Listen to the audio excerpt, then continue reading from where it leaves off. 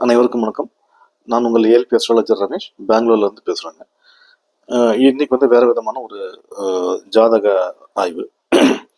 இந்த ஜாதகம் வந்து நம்மகிட்ட வந்தது வந்து கடந்த ஏப்ரல் மாதம் 6ஆம் தேதி வந்ததுங்க. இந்த பையனோட அம்மா நம்மகிட்ட ஜாதகம் பார்க்க வந்திருந்தாங்க. பையன் கூட வந்திருந்தாப்புல. இந்த அம்மாவோட கேள்வி என்னக்கா, சார் என் பையனுக்கு வந்து ஒரு இந்த பெங்களூர் ஒரு பிரபலமான காலேஜில் வந்து ஒரு அட்மிஷனுக்காக ட்ரை பண்ணிட்டு இருக்கோம். இந்த பையனுக்கு வந்து அட்மிஷன் கிடைக்குங்களா அப்படின்றத கேட்க தான் நம்மகிட்ட வந்திருந்தாங்க.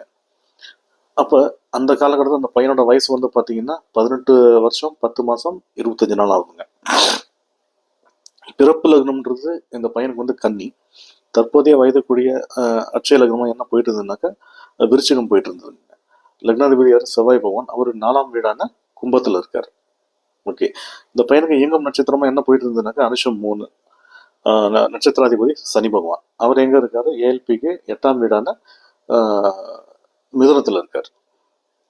ஓகே, நட்சத்திராதிபதி சனி பகவான் 3ன்ற போட்டித் தேர்வுக்கு அதிபதி. அப்ப இந்த டைம்ல இந்த ஜாதகர் கேட்ட கேள்வி சரின்னு நமக்கு சரின்னு வருதுங்க.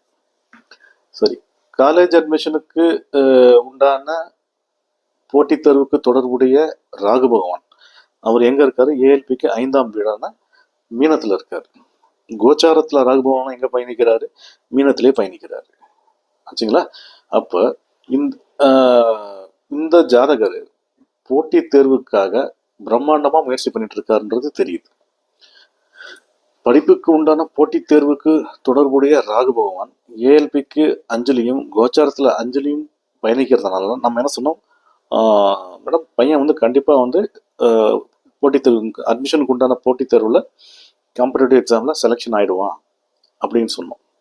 நம்ம சொன்ன மாதிரியே ஏப்ரல் 7ஆம் தேதி எக்ஸாம் நடந்து 10ஆம் தேதி ரிசல்ட் வந்துருச்சு. பையன் வந்து எக்ஸாம்ல பாஸ் ஆயிட்டான்.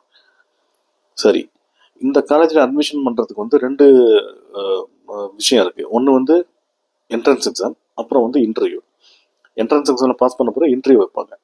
அதனால் இந்த பையனுக்கு நெக்ஸ்ட் லெவலாக வந்து என்ன இன்டர்வியூ இருக்குது சார். அதாவது ஏப்ரல் 14ஆம் தேதி இந்த பையனுக்கு இன்டர்வியூ, என்னோட பையனுக்கு வந்து இந்த காலேஜில் வந்து அட்மிஷன் சேர்த்துக்க இன்டர்வியூ இருக்குது, அந்த இன்டர்வியூ செலக்ட் ஆகணும் சார்னு கேட்டு வந்தாங்க. அப்போ இந்த ஜாதகரோட 14ஆம் தேதிக்கு நம்ம பார்க்குறோம். அப்போ இந்த ஜாதகரோட 3ஆம் பாவத்தில் 14ஆம் தேதிக்கு யார் ஆட்சி பண்ணுறாருன்னு பார்த்தீங்கன்னா கேது பகவான். என்னைக்கு? 14ஆம் தேதி 3ஆம் பாவம்னு சொல்கிற காம்படிட்டிவ் இன்டர்வியூ எக்ஸாம் இதுக்கு வந்து இந்த 3ஆம் பாவத்தில் கேது பகவான் அன்னைக்கு மத்தியானம் 1:56 வரைக்கும் பயணிக்கிறார். அதனால என்ன சொன்னோம், கேது பகவான் வந்து எங்க இருக்காரு? 11 அப்படின்ற வெற்றி ஸ்தானத்தில் இருக்காரு.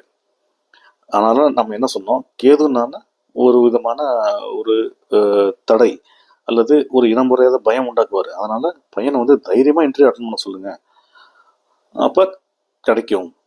ஆனா என்ன, பையன் வந்து மனசு இன்டர்வியூ பார்த்து பயந்துடக்கூடாது, தைரியமா இன்டர்வியூ அட்டன் பண்ணணும் அப்படின்னு சொன்னோம்.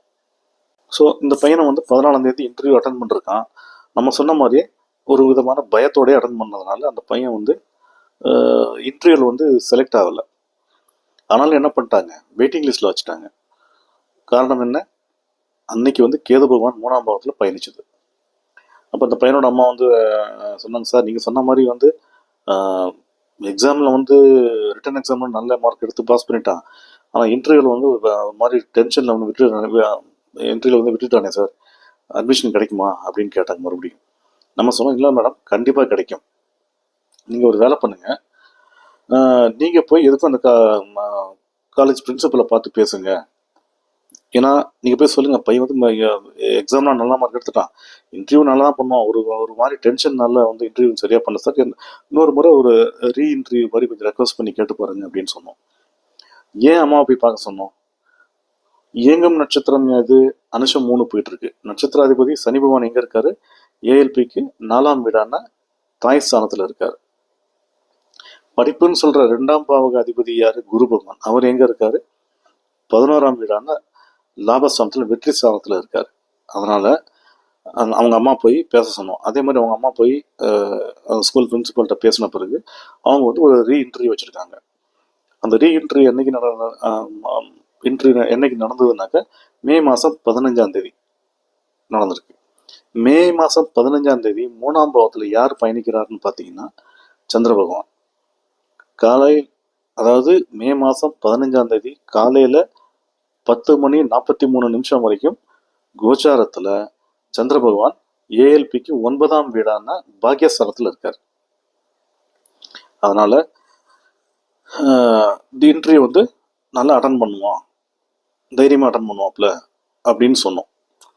அதே மாதிரி இன்னொரு விஷயம் துல்லியமாக என்ன சொன்னோம்னாக்கா, மேடம் மே மாதம் 19ஆம் தேதி மதியம் 2:20 உங்கள் பையன் வந்து இன்டர்வியூவில் செலக்ட் ஆகி காலேஜுக்கு அட்மிஷன் கிடச்சிருச்சுன்ற செய்தி வருங்க அப்படின்னு நம்ம டேட்டு டைமோட எழுதி கொடுத்தோம். அதே மாதிரி இந்த பையன் இன்டர்வியூ மே 15ஆம் தேதி இன்டர்வியூ அட்டன் பண்ணி செலக்ட் ஆகி மே 19ஆம் தேதி ரிசல்ட் வந்துருச்சுங்க. என்னன்ட்டு பையனுக்கு வந்து இன்டர்வியூலையும் பாஸ் ஆகிட்டான், காலேஜ் அட்மிஷன் கிடச்சிருச்சுன்ட்டு. எவ்வளவு துல்லியமாக நம்ம சொன்ன டேட்டில் டைமில் ரிசல்ட் வந்துச்சு பார்த்தீங்களா? ஸோ நம்ம அச்சலக்ன பദ്ധதியில் ஒரு விஷயம் வந்து துல்லியமாக கணிச்சு சொல்கிறோம்னாக்க அது மிஸ் ஆகாமல் கண்டிப்பாக நடக்குங்க.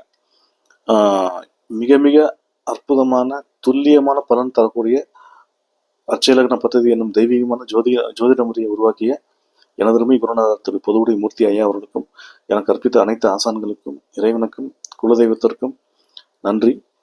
எல்லோரும் வாழ்க வளமுடன். வணக்கம்.